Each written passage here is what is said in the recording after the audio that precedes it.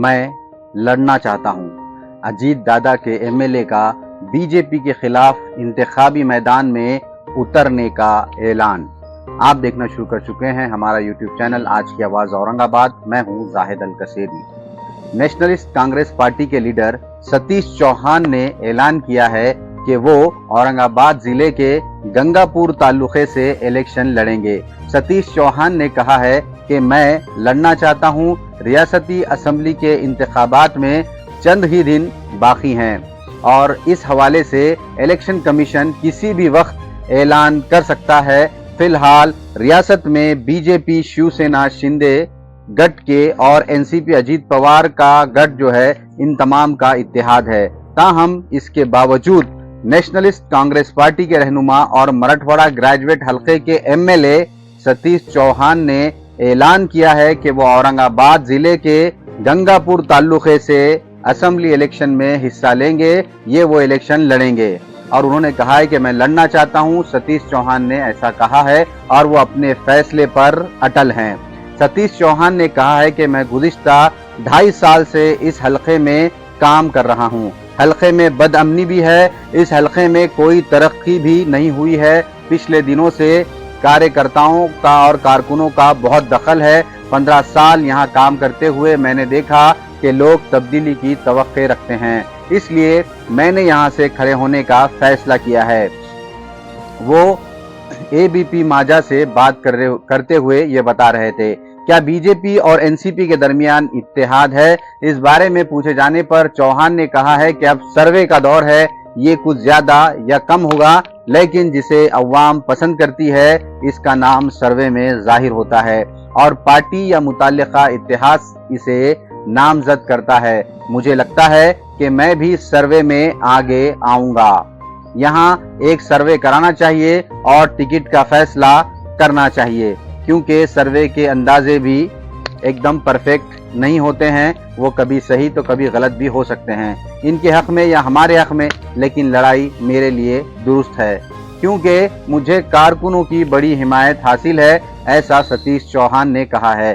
फिलहाल बीजेपी के प्रशांत बम इस हलके से एमएलए हैं और इनके खिलाफ में माहौल है और मैं इस बार यहां से इलेक्शन में हिस्सा लूंगा। याद रहे कि महाराष्ट्र सरकार में बीजेपी और एनसीपी अजीत पवार इत्तेहाद में शामिल हैं और गंगापुर असेंबली हलके में फिलहाल बीजेपी के उम्मीदवार एमएलए हैं और वो पिछले 3 मर्तबा से वहां के एमएलए हैं।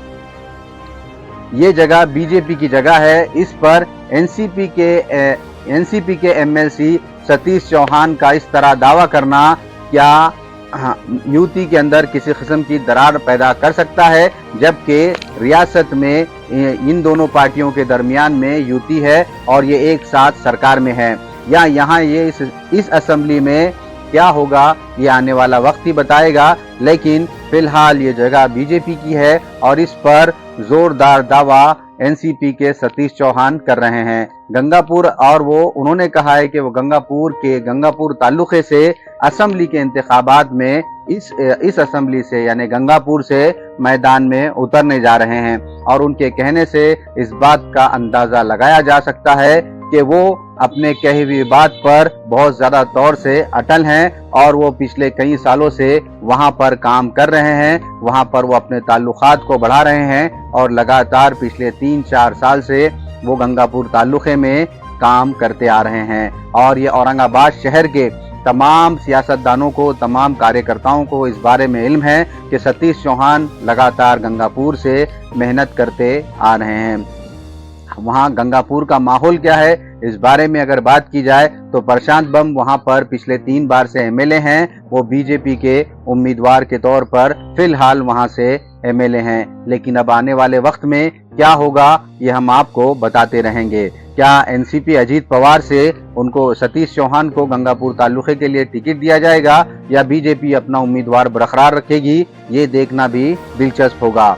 अगर किसी एवज बीजेपी अपनी जगह पर प्रशांत बम को ही वापस देती है और ये जगह इत्तेहाद के तौर पर बीजेपी को जाती है, तो सतीश चौहान के इक़दामात क्या होंगे वो भी देखना दिलचस्प होगा। क्या सतीश चौहान एनसीपी के साथ लड़ेंगे या सतीश चौहान अपक्ष लड़ेंगे, या अगर बीजेपी वो सीट सतीश चौहान यानी एनसीपी को छूट जाती है तो क्या प्रशांत बम बीजेपी के निशान पर लड़ेंगे या अपक्ष लड़ेंगे, ये भी देखना दिलचस्प होगा। फिलहाल गंगापुर में इलेक्शन का मौजू गर्मा गर्म बहस बना हुआ है और इसको एक और जोरदार हवा दी गई है और सतीश चौहान ने अब गंगापुर असेंबली से खुले तौर पर अपने नाम का ऐलान कर दिया है और उन्होंने कहा है कि वो गंगापुर तालुके से गंगापुर असेंबली से इलेक्शन लड़ने के लिए पूरी तरह पुरअज़्म हैं और पूरी तरह तैयारी पिछले कई सालों से कर रहे हैं और इस बार प्रशांत बम को वहां के जो फिलहाल के एमएलए हैं उनको एक कड़ा मद्दे मुकाबिल मिलने की उम्मीद है। आप देख रहे थे हमारा यूट्यूब चैनल आज की आवाज़ औरंगाबाद। मैं हूं जाहिद अल कसीरी। अगर आपको हमारे वीडियोस अच्छे लगते हैं तो इसे लाइक और शेयर ज़रूर करें और हमारे चैनल को सब्सक्राइब करना बिल्कुल भी ना भूलें। बहुत बहुत शुक्रिया।